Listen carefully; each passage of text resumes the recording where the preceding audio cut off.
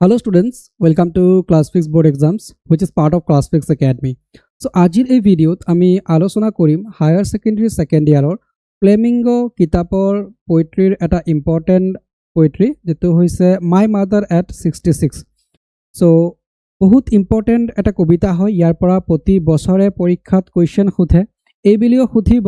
So কোৱেশ্চনৰ আনসাৰখিনি খুব ধুনীয়াকৈ কৰিবলৈ ডেফিনেটলি আমি লেসনটো প্ৰথমে বুজি ল'ব লাগিব, কবিতাটো প্ৰথমে বুজি ল'ব লাগিব।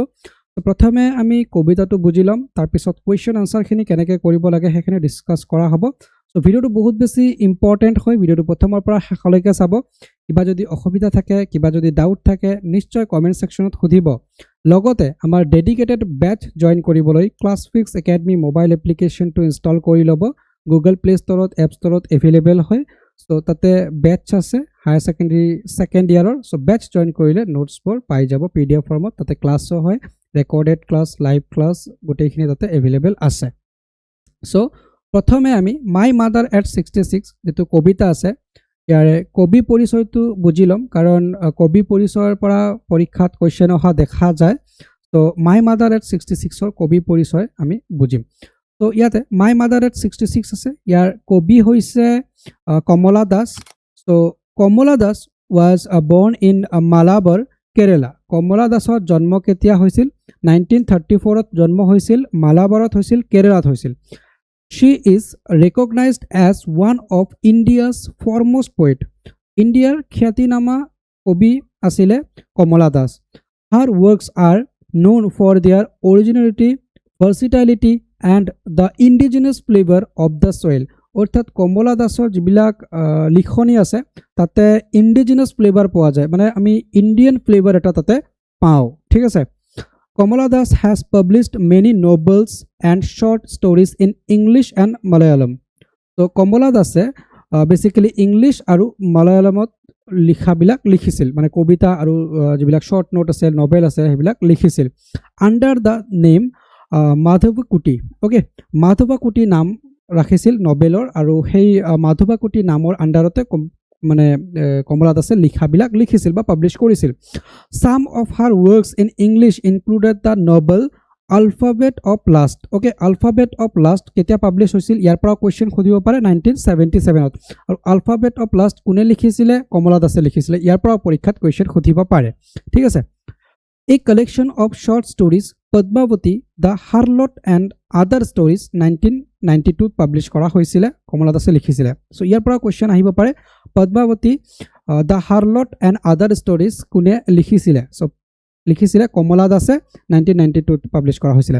In addition of 5 books of poetry, she is a sensitive writer who capture the complex subtitles of human relationship in lyrical items.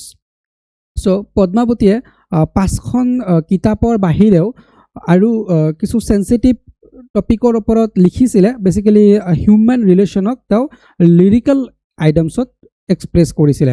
আৰু মাই মাদাৰ এট 66 হৈছে এটা এক্সাম্পল। ঠিক আছে। সো খুব ধুনীয়া এটা কবিতা হয়। এতিয়া আমি মেইন কবিতা ফাঁকিৰ ফালে আগবাঢ়িছোঁ, আৰু ইয়াতে কমলা দাসে এনেকৈ কৈছে, driving from my parents' home to Cochin last Friday morning. মানে যোৱা শুক্ৰবাৰে কমলা দাসে পেৰেণ্টছ হোম মানে মাকৰ ঘৰৰ পৰা কোচিনলৈকে গৈ আছিলে। আই চ মাই মাদাৰ বিচাইড মি, আৰু কমলা দাসৰ কাষতে কমলা দাসৰ মাক বহি আছিলে। ড'জ মানে কি? ড'জ মানে বেচিকেলি ঝিমুৱা বুজায়। গাড়ীত উঠাৰ পিছত যেনেকৈ এটা মানে টোপনি আহে, চ' ইয়াক ড'জ বুলি কৈছে। ড'জ অ'পেন মাউথেড মানে মুখটো মেলা আছিলে কমলা দাসৰ মাকৰ। Her face ashen like that of a corpse and realise with pain. আৰু কমলা দাসৰ মাকৰ ফেচটো কি আছিলে? এশ্যন আছিলে, মানে ছাই বৰণীয়া আছিলে। আৰু that like of a corpse and realise with pain, মানে পেইন মানে খুব বেদনাদায়ক আছিলে। মানে কমলা দাসৰ মাকৰ মুখমণ্ডলটো এনেকুৱা আছিলে বা এনেকুৱা হৈ আছিলে যে কমলা দাসে চাই কিনে ৰিয়েলাইজ কৰিছিলে যে বহুত কষ্ট ফিল কৰি আছে, কাৰণ কমলা দাসক এৰিব গৈ আছে এয়াৰপৰ্টলৈকে। চ' কমলা দাসৰ মাকৰ মুখটো বহুত মানে বেদনাদায়ক হৈ আছিলে। That she was as old as she looked, মানে কমলা দাসৰ মাকৰ বয়স যিমান হৈছে তাতকৈ বেছি অনুভৱ হৈছে।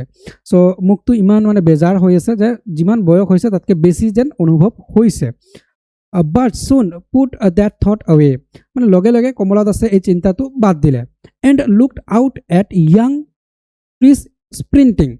So young trees sprinting মানে কি যে কমলা দাসে এই চিন্তাটো মানে মাকৰ যদি বয়স হৈ আছে আৰু বয়সতকৈ বেছি যেন অনুভৱ হৈছে মুখটো বেদনাদায়ক হৈছে এই চিন্তাটো কমলা দাসে বাদ দিলে আৰু বাহিৰৰ ফালে চালে আৰু বাহিৰৰ ফালে কমলা দাসে কি দেখা পালে খিৰিকীৰ পৰা যে ট্ৰিজ স্প্ৰিণ্টিং মানে হৈছে তোমালোকৰ বেগাই যোৱা ঠিক আছে সো কমলা দাসে চালে যে খিৰিকীৰ পৰা গছবিলাক ইয়ং ট্ৰিজবিলাক পিছফালে বেগাই বেগাই গৈ আছে ইউজুৱেলি আমি যেতিয়া গাড়ীত উঠোঁ যেতিয়া গাড়ীটো মানে চলি থাকে তেতিয়া গছ গছনিবিলাক পিছফালে যোৱা যেন অনুভৱ হয় সো ঠিক তেনেকুৱাই কমলা দাসে এই যিবিলাক ইয়ং ট্ৰিজ আছে সেই ইয়ং ট্ৰিজবিলাক পিছফালে খুব স্পীডত বেগাই যোৱা বুলি কৈছে ঠিক আছে বা এনেকুৱা দেখা পালে দ্য মেৰি চিলড্ৰেন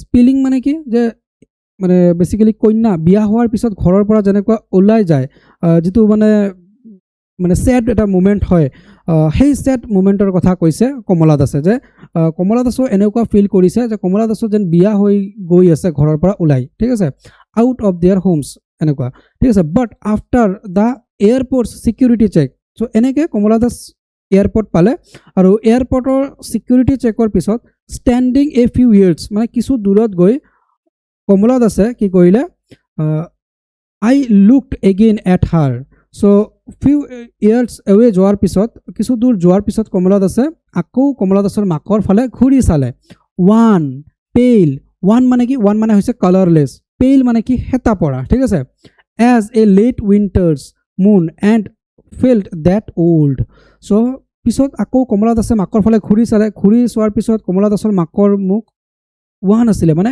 কালাৰলেছ আছিলে মানে একদম পেইল আছিলে হেতা পৰা আছিলে এনেকুৱা হৈ গৈছিলে আৰু যেটো কমলা দাসে কম্পেয়াৰ কৰিছে লেট উইণ্টাৰ্ছ মুনৰ লগত ঠিক আছে ফেমিলিয়াৰ এক মানে কমলা দাসৰ ঠিক এনেকুৱাই ফিল হৈ আছে মানে খুব বেদনা ফিল হৈ আছে মাই চাইল্ডহুড ফেয়াৰ কমলা দাসৰ এটা চাইল্ডহুড ফেয়াৰ আহিলে যে মাকক যেন হেৰাব বা মাকক যেটো মানে এৰি যোৱাৰ যেটো বেদনা হেতু আহিলে but all I said was see you soon আম্মা আৰু পিছত কি ক'লে কমলা দাসে কেৱল এটা কথাই ক'লে যে সি ইউ সুন আম্মা মানে এয়াৰপোৰ্ট সিকিউৰিটি চেক পাৰ হৈ যোৱাৰ পিছত কিছু দূৰ গৈ কমলা দাসে ঘূৰি চালে মাকৰ ফেচটো আৰু ক'লে যে সি you soon Amma all I did was smile আৰু তাৰ পিছত কমলা দাসে কেৱল হাঁহিলে আৰু একো কোৱা নাই ঠিক আছে সো এয়া আছিলে সো বেসিক্যালি ইয়াৰ সাৰাংশটো কি বা মেইন যেটো থিম কবিতাৰ হেতু কি যে কমলা দাস গৈ আছে কোচিনলৈকে লগত কমলা দাসৰ মাকো আছে গাড়ীৰে গৈ আছে সো গাড়ীত কমলা দাসৰ মাকৰ ফালে যেতিয়া কমলা দাসে চালে তেতিয়া কমলা দাসৰ মাকৰ মুখটো ওপেন মাউথত আছিলে আৰু ডোজ মানে কমলা দাসৰ মাক ঝিমাই আছিলে আৰু মুখটো একেবাৰে বেদনাদায়ক হৈ আছিলে আৰু কমলা দাসৰ মাকৰ বয়স যিমান হৈছে তাতকৈ বহুত বেছি বয়স যেন অনুভৱ হৈছিলে কমলা দাসৰ কিন্তু সেই চিন্তাটো কমলা দাস যেতিয়া এৰি বাহিৰৰ ফালে চালে দেখা পালে যে গছ গছনিবিলাক মানে ইয়ং ট্ৰিজবিলাকো পিছফালে দৌৰি আছে আৰু লগে লগে কমলা দাসৰ মাইণ্ডত এটা কথা আহিলে যে যেতিয়া মানে ছোৱালীৰ বিয়া হোৱাৰ পিছত কইনা যেনেকৈ ঘৰ এৰি বেলেগ চহৰলৈকে যায় তেনেকুৱা যেন এটা অনুভৱ কমলা দাসৰ হ'ল আৰু এনেকৈ কমলা দাস এয়াৰপোৰ্ট গৈ পালে আৰু এয়াৰপোৰ্ট যেতিয়া গৈ পোৱাৰ মানে এয়াৰপোৰ্টৰ সিকিউৰিটি চেক হ'ল তাৰ পিছত কমলা দাস সিকিউৰিটি চেকৰ পিছত অলপ ভিতৰত সোমাই কিনে আকৌ মাকৰ ফালে ঘূৰি চালে আৰু যেতিয়া মাকৰ ফালে ঘূৰি চালে কমলা দাসৰ মাকৰ ফেচটো কালাৰলেছ আছিলে পেইল মানে কি হেতা পৰা আছিলে আৰু যাক কমলা দাসে কম্পেয়াৰ কৰিলে লেট উইণ্টাৰ মুনৰ লগত ঠিক আছে আৰু তাৰ পিছত কমলা দাসে মাকৰ ফালে চাই কেৱল ক'লে যে সি ইউ সুন আম্মা এই কথাটো কমলা দাসে ক'লে আৰু শেষত কমলা দাসে এই বেদনাটো কমলা দাসৰ মনত যি বেদনা আহি আছিলে মাকৰ নিচিনা কমলা দাসৰ যি বেজাৰ হৈ আছিলে সেইটো হাইড কৰি কমলা দাসে কেৱল স্মাইল কৰিলে তো এয়াই আছিলে এই কবিতাটোৰ সাৰাংশ ঠিক আছে সো বেসিক্যালি ইয়াতে দুটা ওয়ার্ড মিনিং দিছে সো এই ওয়ার্ড মিনিংত আমি পাম স্প্রিন্টিং মানে কি শর্ট ফার্স্ট রেস মানে শর্ট ফার্স্ট রেসক স্প্রিন্টিং বুলি কৈছে বা রানিং বুঝায় ঠিক আছে ওয়ান মানে হৈছে কালাৰলেছ আৰু লগতে বাকি যি ওয়াৰ্ড কেইটা আছিলে তাৰ মিনিংও মই কৈ দিছোঁ আৰু নোটতো মই দি দিম বাৰু ঠিক আছে সো এতিয়া এই কুৱেশ্যনবিলাক আছে সো এই কুৱেশ্যনবিলাক মই নেক্সট ভিডিঅ'ত খুব ধুনীয়াকৈ বুজাই দিম আৰু এই কুৱেশ্যনৰ যদি PDF আপোনালোকে পাব বিচাৰে তেনে ক্ষেত্ৰত আমাৰ এপটো ইনষ্টল কৰিব লাগিব ক্লাছফিক্স একাডেমি এপ হয় গুগল প্লে ষ্টৰত এপ ষ্টৰত এভেইলেবল হয় সো তাৰে পৰা এপটো ডাউনলোড কৰি লৈ যদি ৰেজিষ্টাৰ কৰে বেচটো জইন কৰিলে নোটবোৰ PDF পাই যাব প্ৰিণ্ট আউট উলিয়াই ল'ব পাৰিব সো আজিৰ এই ভিডিঅ'টো ইমানতে শেষ কৰিছোঁ আই হোপ ভিডিঅ'টো বহুত বেছি হেল্পফুল আছিলে খুব ধুনীয়াকৈ কবিতাটো আমি বুজি পালোঁ যদি পাইছোঁ লাইক এটা কৰিব আৰু ভিডিঅ'টো মেক্সিমাম বন্ধু বান্ধৱীলৈ শ্বেয়াৰ কৰি দিব বাই বাই টেক কেয়াৰ